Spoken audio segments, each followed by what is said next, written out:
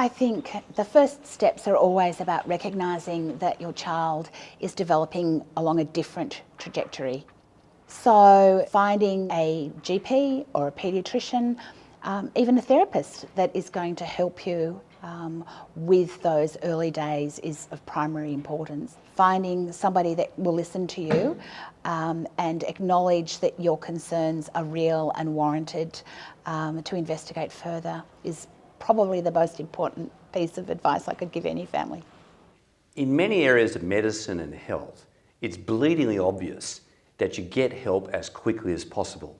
Early intervention once you know you've got a problem. You don't wait until it's overwhelming. You act early.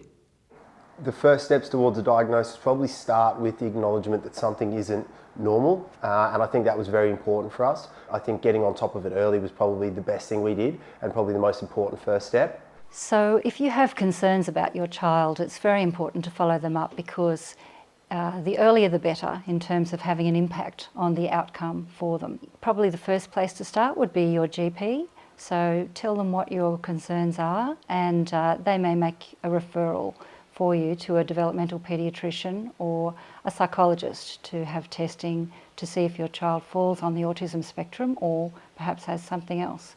And when that paediatrician is not sure what's going on or when they need more information, they might refer the family to us as a tertiary service, and in our tertiary service we've got a multidisciplinary team that provides a really in-depth assessment and recommendations. There'll be developmental history that we need to collect. There will be clinical information, so we'll do a clinical interview to get information from the family. Obviously we want to see the child, so if you've got any footage that you want to show us, but I also want to see the child in the clinic setting. You know, sometimes we get the opportunity to also go either home or do some of the assessment within the school setting, and then we collect a lot of collateral information. So we'll need information from school, from daycare, if there's other therapists involved in the child's care. So having someone that can actually talk you through the process of what an assessment process actually looks like. My job as a clinical psychologist to actually gather all this information, bring it all together, make sense of what's going on for this child, to actually then be able to provide my formulation. This is what I think is going on. This is why I arrived to the conclusions that I have diagnostically, be it an autism diagnosis or otherwise. And then this is what I recommend in terms of a treatment moving forward. It can be really a distressing time, and especially before the diagnosis happens. So the gap between when that initial moment when someone goes, maybe there's an issue here, from that point to when you actually get a diagnosis can be a really long period. And also that period can be very stressful. People are repeatedly pointing out what your child can't do. You're spending lots of money. You're going from this appointment to that appointment. Everyone's maybe telling you different things. And so you're having to adjust your thinking based on all this information you're receiving to finally you get this diagnosis happen. And that can sometimes be stressful and distressing. And it can sometimes be relieving, where people go, oh, well, that's where we are, and this is why we've gone through this process. It varies so greatly. Some families have found it an incredibly confronting and emotionally draining experience. Other families have found it almost validating that, you know, someone actually believes that they're not being silly or they're not being an overprotective mum. Initial diagnosis of autism often comes at the end of a very protracted process. The pre-diagnosis space is a really difficult space a lot of the time. There is a big gap often between when someone, and maybe the parent, or maybe somebody else goes, is there an issue here? And it might be a grandparent, or it might be a friend, or it might be the next door neighbour, or it might be a speech therapist, or somebody. And from that moment, that little aha moment, to when you actually get a diagnosis, whether that's through a paediatrician or a child psychiatrist or a multidisciplinary team, that gap can be a very stressful place. There's a lot of uncertainty. There's maybe even a bit of a grieving thing going on where you're having to readjust, your thinking. And so, you're spending money, you're seeing people are repeatedly pointing out to you what your child can't do, which can be very distressing. I can say this personally as well, I still remember it. A lot of parents often report when they're on that road to getting a diagnosis. They often will meet healthcare professionals, whether it be the GP or a paediatrician, that might tell them to wait and see. We're not really sure, it's not that obvious, why don't you come back in 6 months? And whilst that's understandable clinically, it's often a really frustrating time for families.